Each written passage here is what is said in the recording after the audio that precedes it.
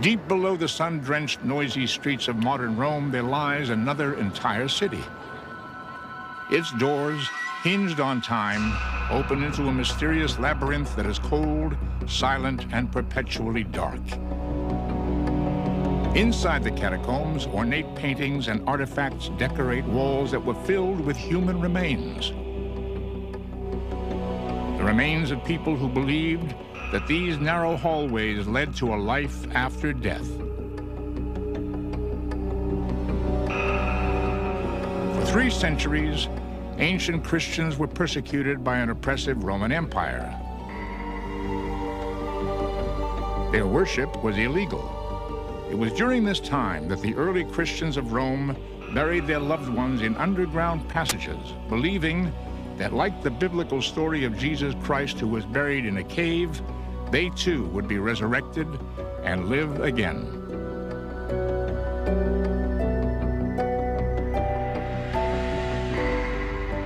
Once these ancient catacombs were finally rediscovered, it was found that there were more than 40 sites which form an elaborate maze of tunnels that crisscross under Rome and contain nearly 5 million bodies. Looking at this collection of hidden cities, it becomes clear that the labors and hopes of the catacomb builders were of such magnitude, it makes these labyrinths one of the great wonders of mankind.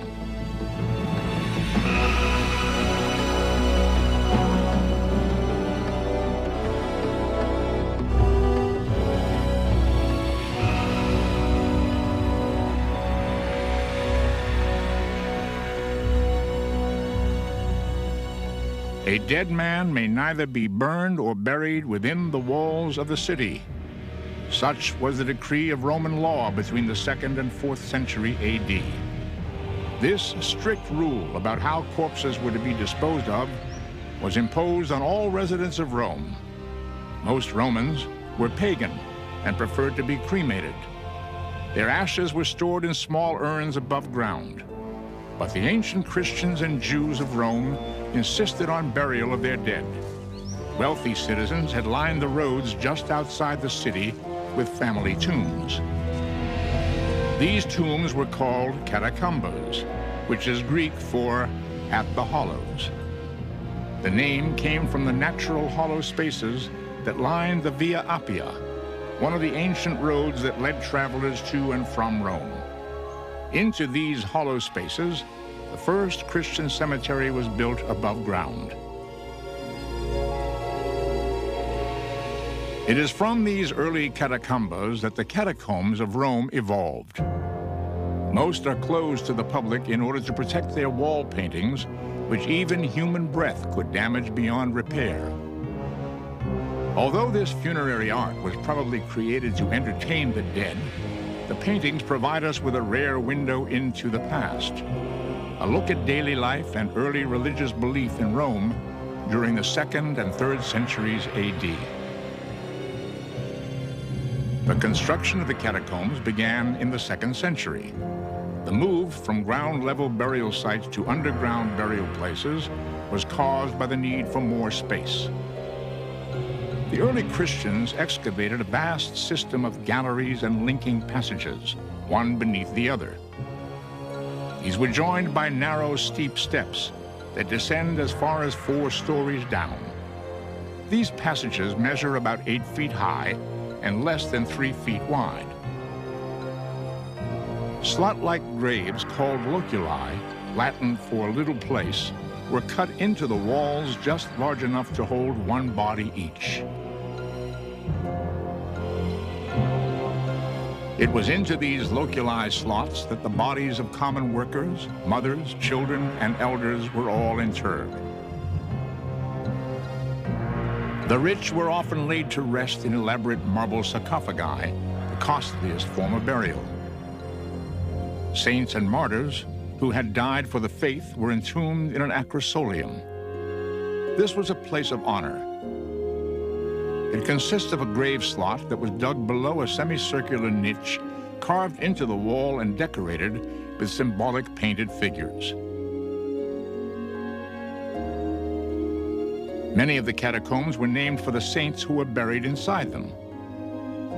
The catacomb, named for Saints Peter and Marcellinus, contains paintings that provide clues about the men who dug these cities of the dead. The catacombs were actually dug by a guild of professional diggers. They were called fossori, which means the cave makers. And they were like a trade union, a skilled craft, a very difficult one, of course. The fossari labored in the bedrock below Rome that is made up of tufa, a soft mineral that resembles sandstone. The ancient cave makers fashioned this tufa into elaborate galleries. They are rich with architectural detail, carved right into the soft stone, and create the impression that the catacombs grew here by some miraculous natural force. The early tunnel diggers sought to safeguard the tombs from sacrilege and thievery. They designed these mazes and narrow passageways to make it difficult or impossible for an outsider to escape or find the way back. When you combine then the idea that the body must be preserved because in Christian dogma it will rise and be restored to its human state, then the preservation of the body underground in a place that's hard to get into, can be guarded and the like, makes good sense. The passages were so dark and foreboding that the Latin scholar St. Jerome wrote that a Sunday visit to the crypt of a martyr more resembled a visit to hell. I was accustomed to visit, on Sundays, the sepulchres of the apostles and martyrs. And often did I enter the crypts, deep dug in the earth, with their walls on either side lined with the bodies of the dead, where everything is so dark that it almost seems as if the psalmist's words were fulfilled. Let them go down alive into hell. Modern-day visitors still report a sensation not unlike what St. Jerome felt over 1,000 years ago. The experience of entering a catacomb is really not like any other experience I can think of. They are very cold. The temperature drops 40, even 50 degrees. It's damp underground. Today there's just a faintly moldy smell to catacombs, nothing worse than that. But the most striking thing about catacombs is the absolute pitch blackness. And the archaeologist has a flashlight, a very powerful flashlight, but the minute he's out of sight, the minute he turns a corner, it's as if he's not there at all. And that is a very, very unnerving sensation. Here and there, the light, not entering through windows, but filtering down from above through shafts, relieves the horror of the darkness. But again, as one cautiously moves forward, the black night closes round to bring the dreadful silence of the night. St. Jerome, Latin scholar. The only natural light and ventilation in the catacombs came from small openings in the ceiling called lucinati. It was also through these openings that water was brought down to mix with tufa dust to make the mortar needed to seal the slotted graves. The social and spiritual importance of death to the early Christians would lead to more than 2 centuries of catacomb building. Religious persecution and diseases like plague would ensure a high mortality rate in Rome. There would be no shortage of corpses whose last wish was to be entombed beneath the city in the catacombs. When Ancient Mysteries returns, uncover arcane ritual burials and the cult of the martyrs.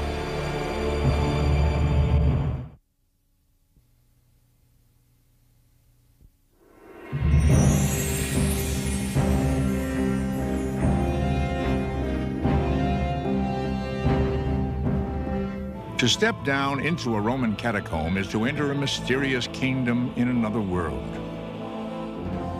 The narrow tunnels lead the visitor backward in time nearly 2,000 years. The earliest catacombs built during the 1st century AD were probably elite burial grounds for noble families who had the tombs dug below their land. These were later enlarged to accept the burial of their Christian brothers, as well as Roman Jews and others who were repulsed by the practice of cremation. It was in the 2nd and 3rd centuries, however, that catacombs took on their full importance as burial places for the people who were called saints and martyrs. Many of the martyrs met their death at the hands of Roman mobs. How often does a hostile mob, bypassing the regular courts, assail us? In their riotous fury, they do not even spare Christians who are dead, but plunder their corpses. Quintus Septimus Tertullian, Christian theologian, 220 AD. Many early Christians met their death not at the hands of a mob, but in arenas such as the Colosseum and the historic Circus Maximus. It was here, as part of a larger reign of persecution, that some Christians chose to suffer death in the jaws of a lion rather than renounce their religious principles. Other times, they were forced to fight with trained warriors. This spectacle was considered entertainment in Rome. The result filled the catacombs with people remembered as martyrs and saints. So much of the early Christian world really is lost in legend that we don't always know exactly what these people did to deserve being called saints. But probably something heroic. They may have been killed in one of the persecutions by the Romans, and probably these were people who died a martyr's death, who died for their faith, and that's why they were sainted. Among the saints buried in the catacombs was St. Paul. It was Paul who had popularized the belief in resurrection among the ancient Christians. If Christ had not been raised, your faith is futile. Christ is the first fruits of those who have fallen asleep. St. Paul. It was in the confidence of resurrection inspired by St. Paul that the ancient Christians buried their dead in the catacombs.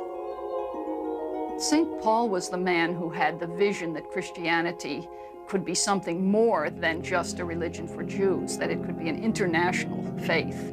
And it was Paul who made Christianity an international faith.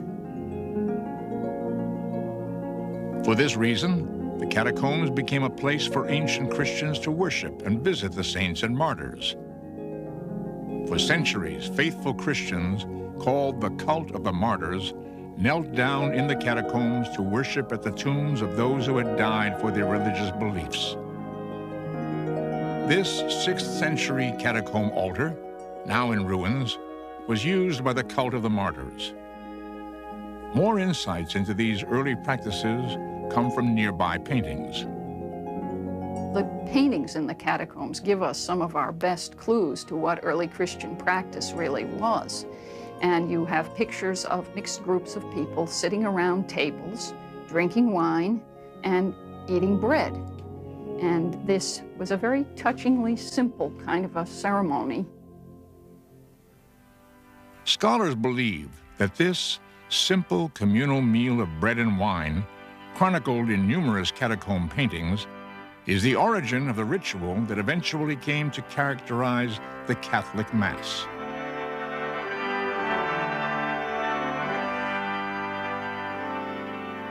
The beliefs that the early Christians expressed in their catacomb art were revolutionary and were eventually adopted by most of the world. Foremost was the belief that death was not the end, but was the gateway to divine deliverance and eternal life. The biblical story of Lazarus, miraculously restored to life by the touch of Jesus after 4 days in the tomb, is depicted on numerous catacomb walls. A wall in the catacomb named Priscilla illustrates the biblical story of the 3 youths in the flames of Nebuchadnezzar. They were 3 young Hebrew boys who had been thrown into a furnace by the king of Babylon during the time the Hebrews were captive in Babylon. And they didn't burn up. thanks to the intervention of God. So this is one of these wonderful, archetypical images of salvation from the jaws of death, which the Old Testament provides in abundance, and which the Christians used as symbols of their own salvation. That just as God saved the 3 Hebrew boys from the fiery furnace of Babylon, so God will save us. Interestingly, the early Christians were reluctant to depict Jesus Christ directly on the catacomb walls. But nearly all catacombs in Rome contain a curious image of the Good Shepherd. The Good Shepherd can be understood, in a sense, as an image of Christ that reflects a metaphor that Christ used of himself in the gospel narrative. He described himself as the Good Shepherd. And the use of the Good Shepherd in the Christian catacomb is a way of depicting Christ without actually portraying him. Animals of all sorts appear on these walls, as do peacocks that were thought to be symbols of rebirth and eternal life. The catacombs were also decorated with images of a garden. One of the major themes of pagan funerary art in late antiquity, which the Christians absorbed, was the theme of the garden. The afterworld was imagined as a beautiful garden where all of the pleasures of this life were possible. And the imagery in the Christian catacombs takes over many of these garden themes. We find birds and flowers, trellises, garden architecture, depictions of the seasons, of the skies. The early Christians freely adopted Greek and Roman symbols and mythology for inspiration in the catacombs. Many walls depict Hercules, the great mythological hero, who was famous for his courage and strength. Here, Hercules is killing the multi-headed Hydra of Lerna, which could grow 2 new heads for each one it lost. Also intriguing was the early Christian use of dolphin images. Dolphins are Greco-Roman symbols. They're these sea creatures that, according to Greek and Roman mythology, they thought that dolphins carried souls across the seas into the afterlife.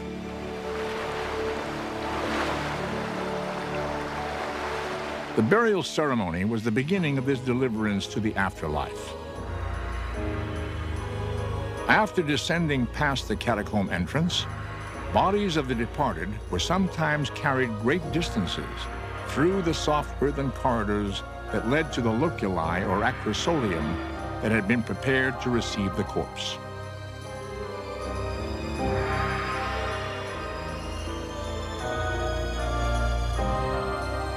The bodies were not embalmed in the catacombs. They were loosely wrapped in cloth, and they were placed in these slots in the wall, very shallow slots in the wall.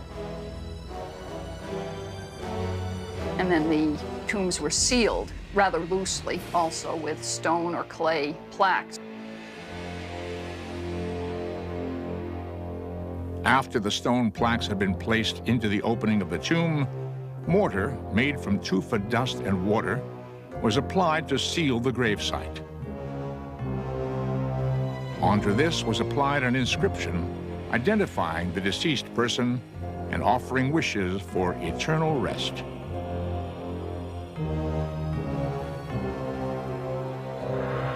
The modern phrase, rest in peace, probably goes back to catacomb inscriptions in which the bodies are said to rest there, and with the expectation that after their rest they will be resurrected. These eternal inscriptions tell us more than the name of a person who lived and died long ago. Inscriptions give us some information about the jobs during the late antiquity. Most of them are artisans, but we have even, singers or dentists. This tomb is called the Crypt of the Coopers, so named because these ancient coopers, or barrel makers, were entombed behind a painting that depicts a group of men posed with one of their barrels. Inscriptions give us also an idea of the average of life during the late antiquity.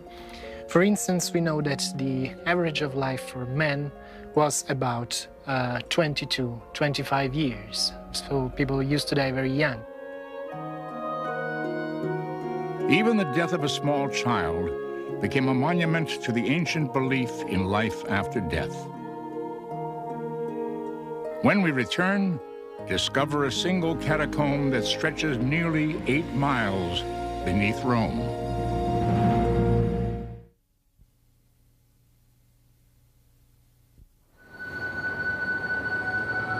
There was a time in antiquity when it was said that all roads led to Rome. In 400 AD, the most important road of ancient Rome was called the Via Appia. By this time, the largest and most elaborate catacombs had been built here. New ones were being dug, and soon there would be more than 60 miles of underground cemetery snaking and spiraling below the city. It was truly a city of the dead, a necropolis. This was the largest. The ancient Christians had named it Domitilla.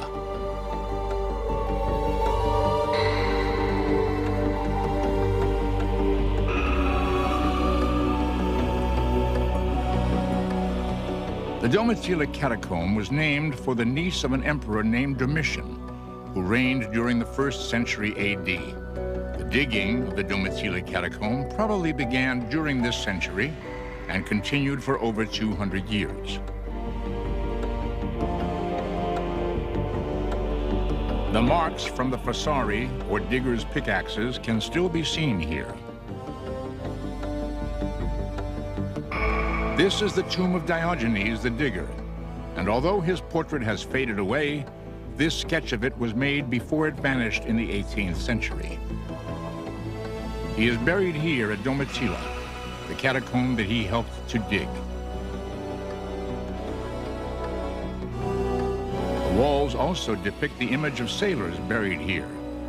Perhaps these hardy souls manned the vessels that traveled up the Tiber River from the ancient port city of Ostia to bring grain and other trade goods to Rome.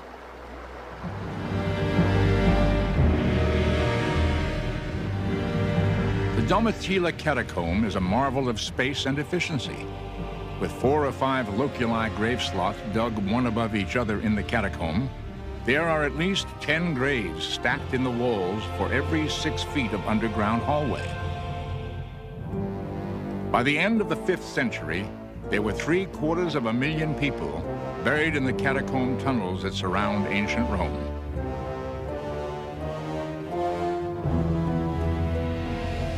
The catacomb of Domitilla consists of several superimposed networks of corridors. It's one of the Roman catacombs that's most clearly organized on a geometric grid. Domitilla is huge. There are some 8 miles of funeral galleries and passageways that have been explored and mapped by archaeologists here.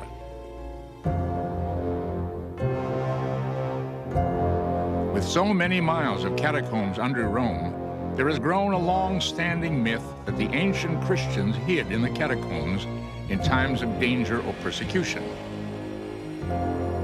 Silent movies and turn-of-the-century illustrations favored this notion, but scholars and archaeologists challenge the centuries-old belief that these tunnels were used as hiding places.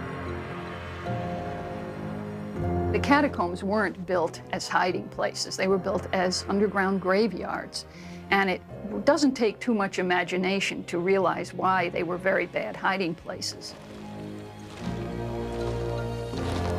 History tells us that the Roman authorities knew of the existence of the catacombs and where they were under the city.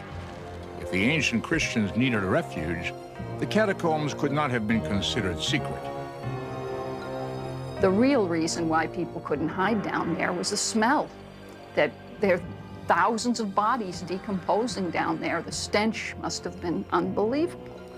And the smell of putrefying human flesh is, extremely distressing and nauseating and psychologically horrifying. And it's poisonous.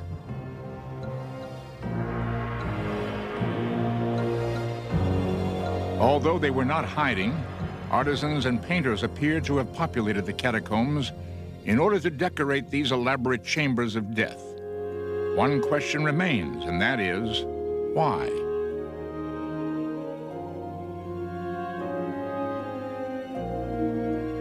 Why should the catacombs be decorated with anything? When you stop to think of it, why should any tomb chamber be decorated with anything? Why should the pyramids of Egypt be decorated inside? People seem to feel that the dead needed that kind of attention and that they needed a pleasant resting place. But this was more than frivolous decoration. The ancient Christians were leaving the departed something important. About 9/10 of all the paintings known in catacombs are Old Testament paintings. Clear symbols of death and resurrection. For example, Jonah, in the three basic things, he sees the whale, he gets swallowed by it, and then he's spit out into the ocean. That's a very common scene, and it is, of course, clear reference to evil and good, to the saved person. The biblical story of Daniel in the lion's den is represented by a nude person standing between two lions.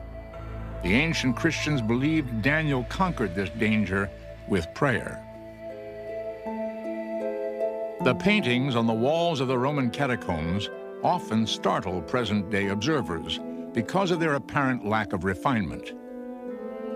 Anyone expecting the polish and perfection of the imperial Roman art that was created above ground would probably call these works naive or haphazard.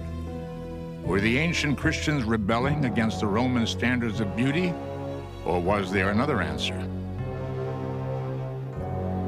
The reason the catacomb paintings look slapdash is really very simple. It's that the conditions under which they were painted were so terrible.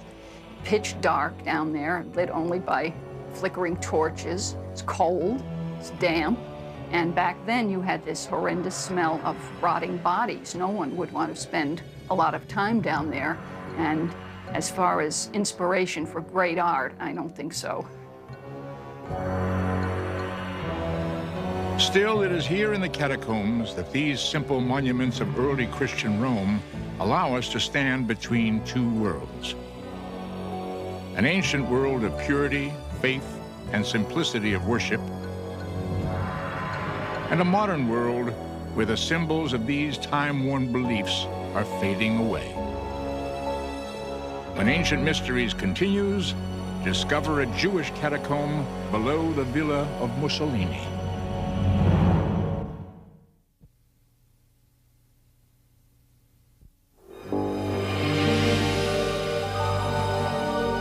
While the mysterious and legendary world of the catacombs was being built in the soft bedrock below Rome during the 2nd through 4th centuries AD, distant peoples were constructing monuments to their beliefs and ways of life.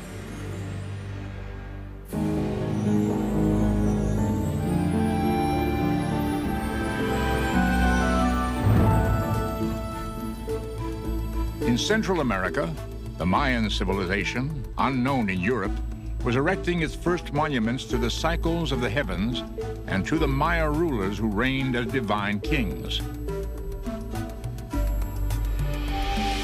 In 452 AD, refugees fleeing the Huns, led by Attila, began building the city of Venice on tiny muddy islands in the Adriatic Sea.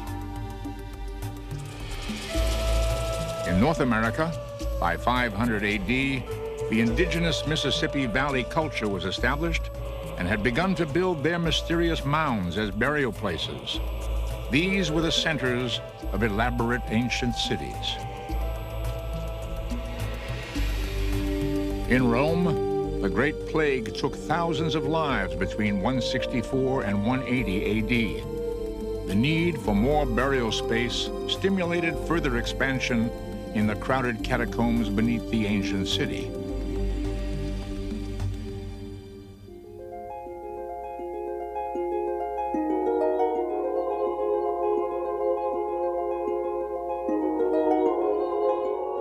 At the same time that the ancient Christians of Rome were tunneling a maze of catacombs beneath their city, another set of catacombs was being constructed and expanded. These were the catacombs of Roman Jews. Well, there have been Jews in Rome since at least 160 BC. The first notice historically we have of Jews in Rome was an emissary sent by Judah the Maccabee to Rome to get help in a war against Syria. More Jews moved to Rome from Alexandria, which was a big Jewish center in Roman Egypt. And so the Jewish community in Rome is actually the oldest continuous Jewish community in the entire Western world. The principal Jewish catacombs are Villa Torlonia to the north and Via Randonini, which lies under the road called Via Appia Antica, site of the original Catacombs burial places. Although they may predate the Christian catacombs of Rome, the story the Jewish catacombs tell is timeless. The symbols which embellish the walls and ceilings of these underground burial sites show that, like their Christian counterparts, they mixed popular culture, such as figures from Greek and Roman mythology, with menorahs and other ancient emblems of Judaism. The decoration in the Jewish catacombs would be just exactly what you'd expect. Old Testament, the prevalence of the basic Jewish symbols, the menorah above all, but others as well, and Moses figures very highly. In the Jewish non-Christian catacombs, the scenes are gods and goddesses and sometimes daily life and the like. It's very important, I think, to see that the making of a catacomb is not something original on the part of the Christians. The human story these catacombs tell is compelling.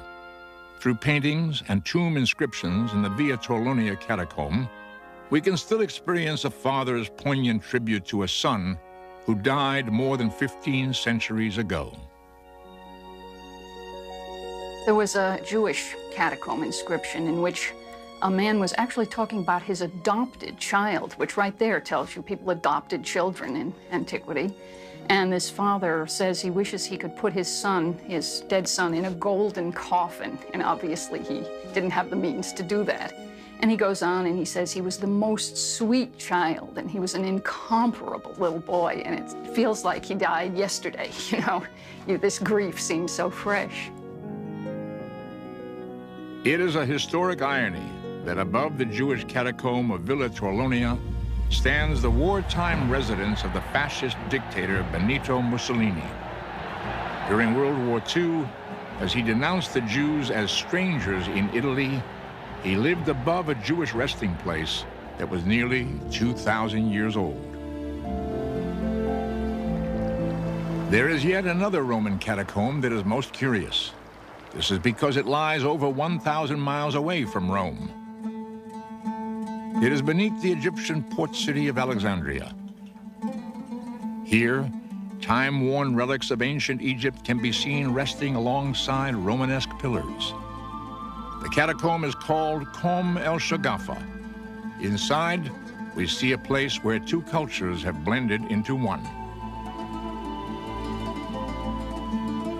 Built during the 1st and 2nd centuries AD, at the time when Alexandria was part of the Roman Empire, this magnificent catacomb looks much like the catacombs of ancient Rome. Unlike the Roman catacombs, the dead were lowered down into this one through a shaft, while the living walked down the surrounding spiral stairway. Soon, the catacomb begins to display the curious mix of Egyptian and Roman culture that is seen above ground. A ritual chamber is guarded by the images of the serpent. They are Egyptian symbols of protection.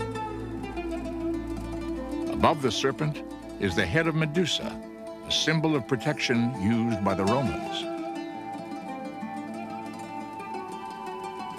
Like its counterparts in Rome, Combe el Shagafa was illuminated by the same shafts the Romans called lucinati. Mysteriously, one chamber, named for Emperor Caracalla in 217 AD, held the bones of both men and horses. Perhaps they died together in battle, but the tomb has not revealed the true reason.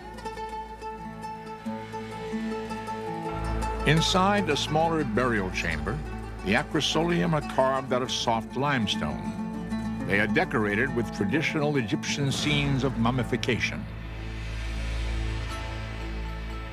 On each side of the burial niche are curious Roman statues. The figures of a wealthy man and woman who were buried here stand gazing out from behind ancient stone eyes. No inscription survives to inform us of who these Romans were or what brought them here to Alexandria. They would never know that the days of underground cemeteries were coming to an end. By 313 AD in Rome, Constantine the Great had decreed that Christianity would become a legal religion of the Roman Empire. At the same time, the practice of subterranean burial gradually declined. By the end of the 5th century, the catacombs fell into disuse. It had now become customary for Christians and Jews to use above-ground cemeteries. The mysterious legacy of vast labor and ancient culture left in the catacombs was largely abandoned. The reasons why the catacombs were abandoned are almost as mysterious as the reasons why they were started to begin with. Some people say that once Christianity was legalized, that there was no further reason to have burials underground. Another mysterious truth is that by the 9th century AD, the catacombs had not only been abandoned, they had been completely forgotten by worshippers. By the late Middle Ages, the bones had begun to disappear. This was not divine resurrection. The cause was looting. The practice of stealing bones from the catacombs was unfortunately extremely prevalent during the Middle Ages. In fact, miles of catacomb corridors were picked clean of bones during the Middle Ages, which is why when you visit most catacombs today, you don't see any bones at all, because they were long ago carted off as relics. There was a belief that they had magical properties. In the Middle Ages, at least, people believed that.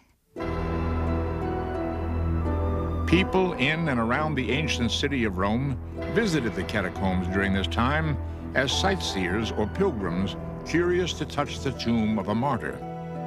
Vandalism was common, and it is in the catacombs that we find the earliest examples of a problem that still plagues cities today: graffiti.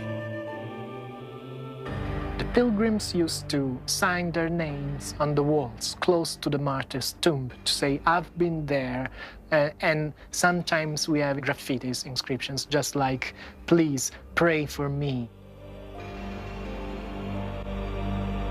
The Middle Ages saw the catacombs visited by the thoughtful and the destructive. But their true meaning as a time capsule and a window into the past would not be appreciated until their rediscovery. For about 400 years, on the outskirts of ancient Rome, the ritual of underground burial of the dead was practiced in the catacombs by a persecuted people. Their belief in resurrection and aversion to cremation left these early Christians no other choice. When they were finally given legal status, the fate of the catacombs was sealed. No longer necessary, the catacombs were forgotten for nearly 10 centuries. One of the reasons catacombs were forgotten about is the very fact that they are underground. There's nothing obvious to tell you where a catacomb is. In fact, the discovery of some catacombs has been purely accidental. The first discovery took place in June of 1578, when by chance, some workmen digging a cement mine near Rome came upon an underground cemetery, a catacomb.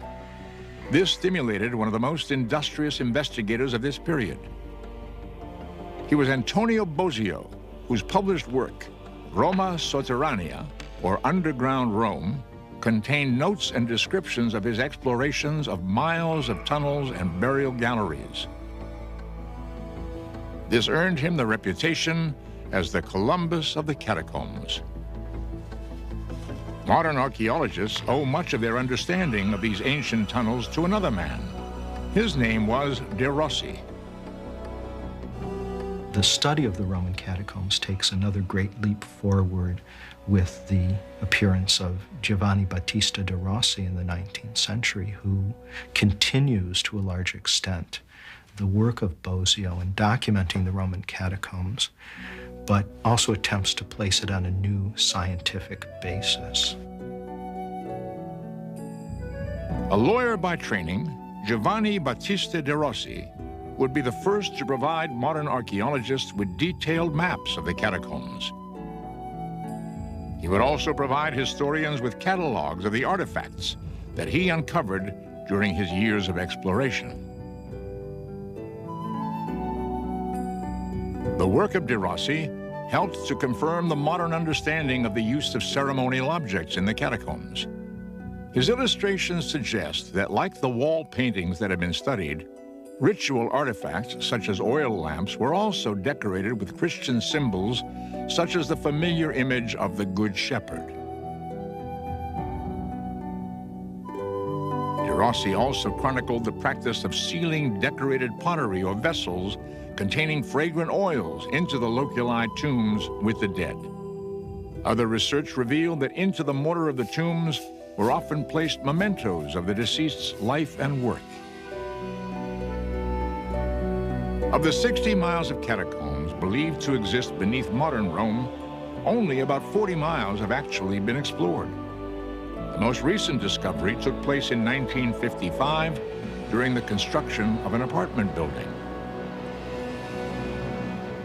Named Via Latina for the ancient road which lies above it, this catacomb is small by Roman standards, but it is so well preserved and richly decorated, it has come to be known as a museum of 4th century culture.